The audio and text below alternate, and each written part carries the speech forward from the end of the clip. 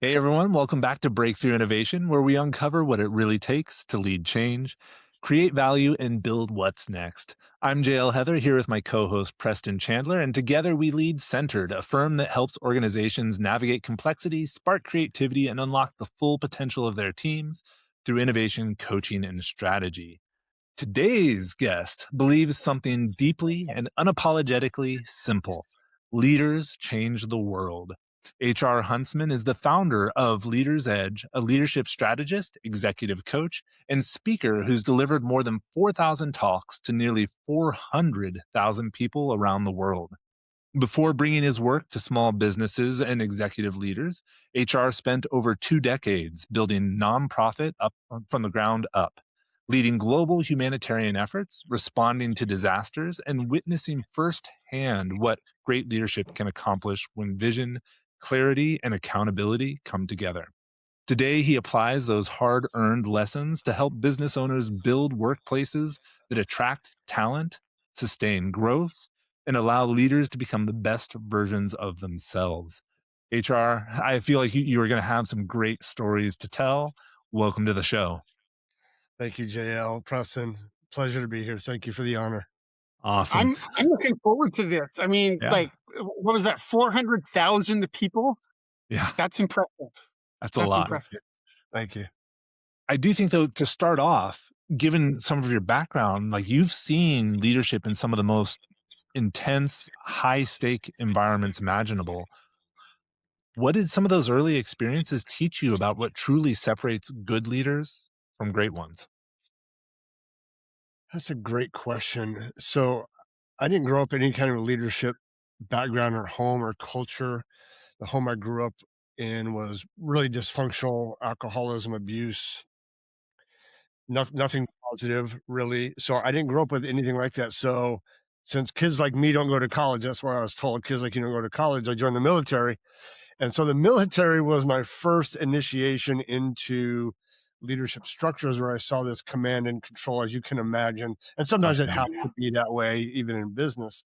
This command and control leadership structure, I'm the sergeant or I'm the captain or whatever. I outrank you, thus you have to do what I say.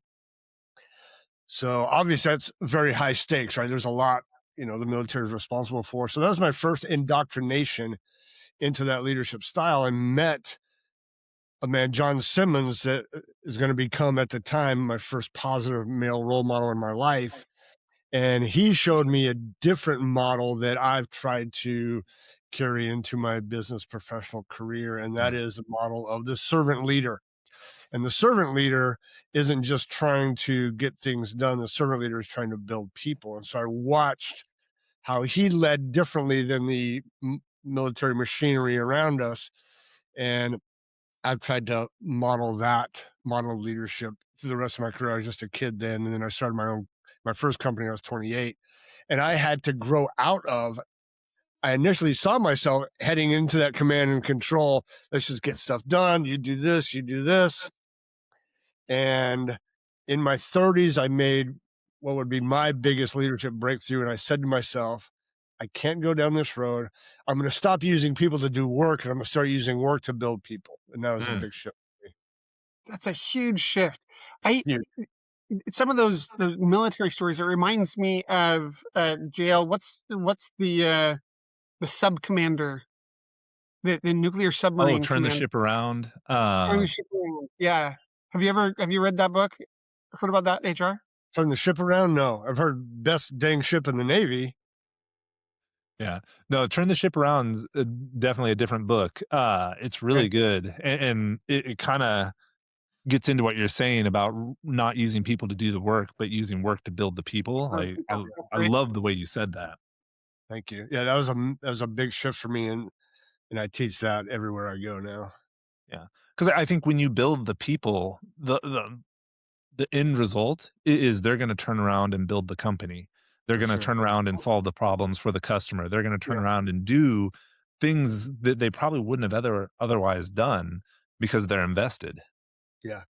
I mean, research backs this up. Mhm. McKinsey put a report out that the companies with the EBITDA in the top 25%, the top quartile, they're the ones most invested in leadership. Like the two go Yeah. hand in hand. Those that develop true empowering leaders outperform those who just command and Yeah. control.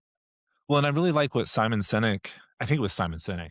Ooh, I hope it was. If not, I apologize to whoever actually said it. But he was talking about how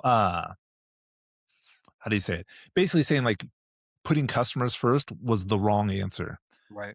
And it's a little bit more general than that because it's putting people first, and that includes your employees as well as your For customers sure. because you need both sides. And I think that's kind of what you're talking about is you need to build the people so they can help serve your customer. 100%. That's correct. Yeah. I I love fully that. team first. So when you're looking at using the work to build the people, what are some of the levers you're pulling or the mechanisms you're using to make that happen? Well, first, the first thing leaders have to do is start listening better. So if we're going to talk about mechanisms, it's going to be ears. Mhm. Honestly, if leaders are, are overperforming, they're not gathering people in the rooms to do what we call creative conflict. If they're not leveraging their ears to listen and ask really good, deep questions, you're missing gold mines of opportunities and potential. So the levers that are being missed are gathering people in the room, throwing stuff on a wall and say, how do we fix this? How do we improve our client experience? How do we do onboarding better? Well, Yeah. what's wrong with our hiring mechanisms or all those things. So asking better questions, listening better, and probing for answers from the smartest people in the room, which shouldn't always be the leaders. Right. I like JL and I wholeheartedly agree with you. I think Yeah. one of the insights that goes along with what you're describing is that many leaders, I think, view their role as making all the decisions, Right.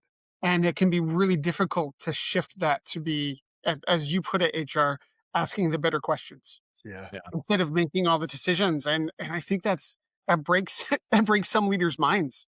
It's a really difficult paradigm to shift from. Well, we've been taught in our culture that leadership means having answers. And so we position ourselves as the go-to person, the answer woman or the answer man, and we overfunction. We overfunction for direction. We overfunction for answers. And again, I think the best thing leaders can do is to stop overfunctioning for answers and learn to ask better questions. And we preach curiosity everywhere we go. It's one of the biggest things we preach is leadership through inquiry is what we call it. Ooh, I like Come in that. with come in with curiosity and questions and inquiry rather than believing that we have to have the answers. Now, what has to happen there? That's easier said than done, because most of the time, our value we see ourselves when we look in the mirror. Our value is being the answer person, and so our ego is at stake if we give up the Yeah. answer position, right? And so we have to have the humility to give up our ego and either not have the answer or let other people deliver answers and realize that our ego isn't attached to answers. Our ego now is attached to developing people. And that's something that each of us has to wrestle inside of us. Well, and I like what you're saying. Like we're talking a lot about what do the leaders do, and I think Yeah. kind of what I hear you saying is the leaders are creating the culture, the context, the environment. Yeah. So maybe like knowing that this is what leaders do, when you see them doing that, like what do you see in the workplace that lets you know that that's a truly great workplace that's going to attract the talent and all those things? Like how would you walk into a business never having talked to the leadership and know they're doing their job or they're not? Number one thing we look for in high performing businesses, I've already said this phrase, is creative conflict. If you're not making time for creative conflict, I promise you, you're an underperforming organization. I just promise you, because you're not innovating, you're not creating, you're not developing change, you're not listening to people. If you're not gathering people in the room and having good, heated discussions that are filled with respect, but innovation, if you're not having those conversations, you are not a high performing organization. So, the number one thing we look for and preach is developing slots in your time. Now, it requires two things: space and safety, space in the calendar, psychological safety. And those things are, those are not easy things. I Right. just say them like, oh, just do this thing, right?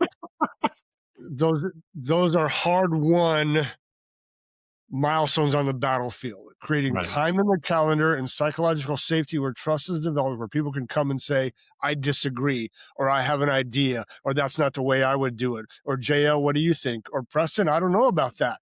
And having those conversations, that's hard won territory, but that's the most valuable territory in business. That's interesting. And, so many organizations, whether they know it or not, don't have that psychological safety. How do you help them build it? Like, what does that take? It takes a lot of time. And it takes, as you gentlemen know this, it takes often outsiders pointing out, do you recognize that you have positioned yourself as the answer person in the room? And do you recognize if you ask for input and you get crickets, or all you get is head nods and yes, ma'am, or yes, sir? Those are indications that we don't have the kind of safety and trust that we think we have. Yeah. And so I think we all, everywhere we go, we take these plush toys with us, and they all represent stuff, right? We have the elephant in the room, we have the horse, get off the dead horse, and we have a grenade. And we have a grenade that functions as, okay, we need to have a hard conversation that people are obviously ignoring. Like, what conversations are we not having that we need to have?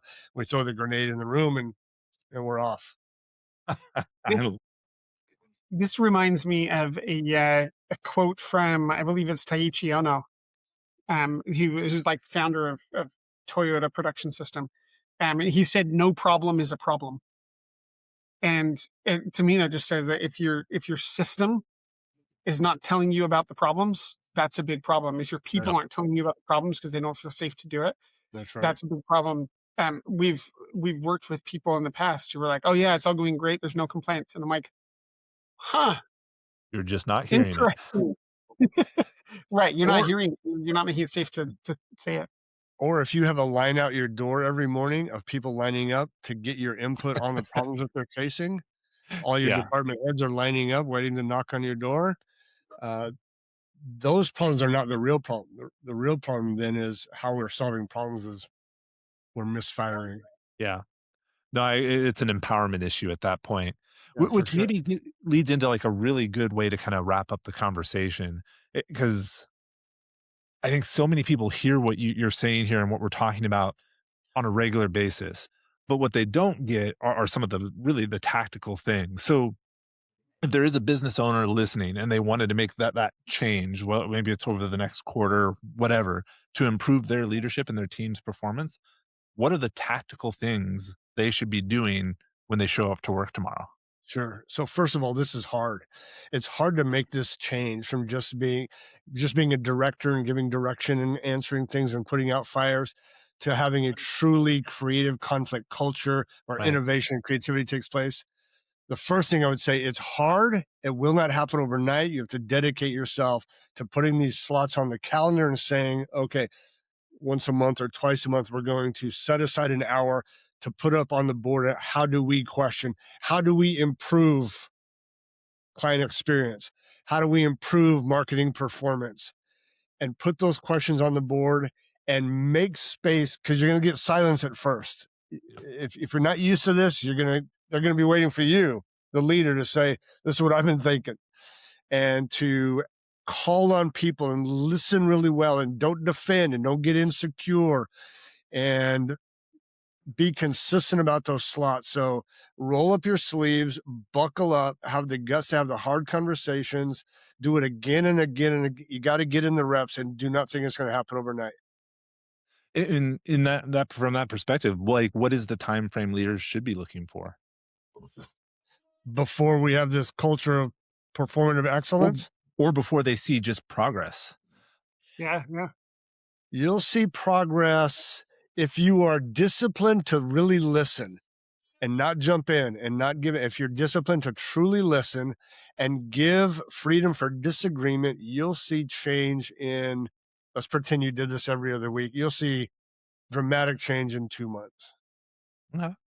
No, I like that because I do think, something I hear from leaders a lot is people just aren't accountable, right? Like that seems to be the stumbling block that most leaders come in, hit first, and that's the one that pulls them back into their old habits is we had Yeah. the conversation, nothing happened, now I have to go do it. Now I have to take control. So maybe that's my last question, my Okay. last question. How do you create accountability? Well, what most people we do a huge amount of work on accountability because most leaders don't understand accountability at all.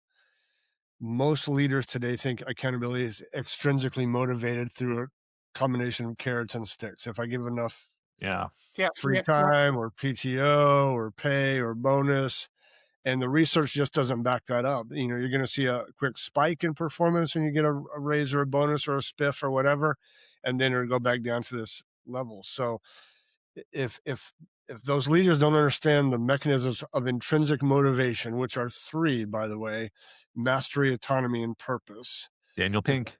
yeah, if they don't understand mastery, autonomy, and purpose, they're going to struggle with getting true accountability. So we've taken before Pink, it was Detsy and Williams back in the Yeah, 70s, the FDT, right?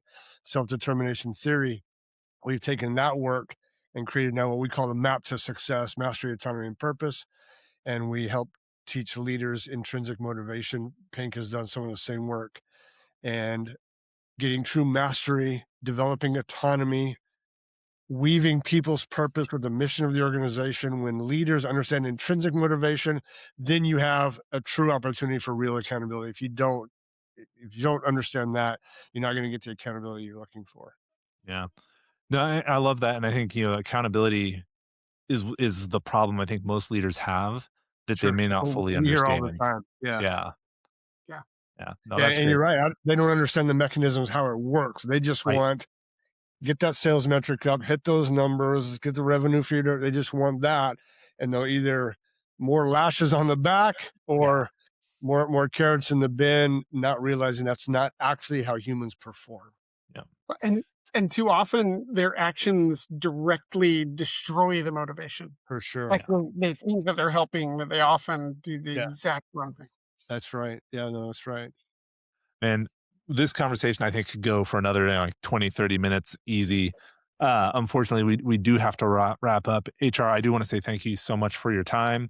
As another fellow person who uses initials for their name, hopefully I got yours right all the way through the episode because I know how that Absolutely. goes. But again, Yeah. thank you so much for the time. JL Preston, it's an honor to be here. I appreciate it. Awesome. Thank For you. everyone else who's made it all the way to the end with us, as I like to say, while you're down there leaving that 5-star review, let us know kind of what your leadership challenges are. What do you see? Or and if you're not a leader, where do you see your leadership stumble? Maybe we can help. If you know a leader that could benefit from HR's perspective, share the episode. I think it's one most leaders need to hear. So we'd love to pay it forward. That said, thank you again, HR. Thank you, everyone else. And we'll see you all next time on Breakthrough Innovation. Thanks.